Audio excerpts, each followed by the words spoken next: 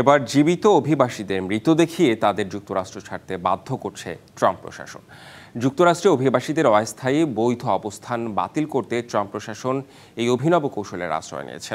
বৃহস্পতিবার প্রকাশিত দেশটির গণমাধ্যম দ্য ওয়াশিংটন পোস্টের এক প্রতিবেদনে বলা হয়, অভিবাসীদের সামাজিক সুরক্ষা নম্বর বাতিলের মাধ্যমে তাদের আর্থিক, নাগরিক ও চিকিৎসা সেবা থেকে বঞ্চিত করা হচ্ছে।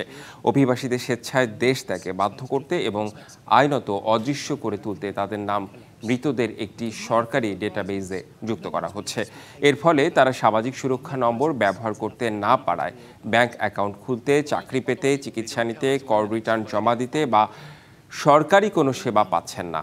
মানবাধিকার সংগঠনগুলো একে নিপীড়ন বলে আখ্যা দিয়েছে। চলতি সপ্তাহেই প্রায় ৬,৩০০ অভিবাসীর নাম এই ডেটাবেজে যুক্ত করা হয়েছে বলে জানিয়েছে দ্য ওয়াশিংটন পোস্ট। যদিও মার্কিন প্রশাসনের দাবি, তালিকায় নাম থাকা ব্যক্তিদের অনেকেই অপরাধী এবং সন্ত্রাসবাদের সঙ্গে সংশ্লিষ্টতা রয়েছে।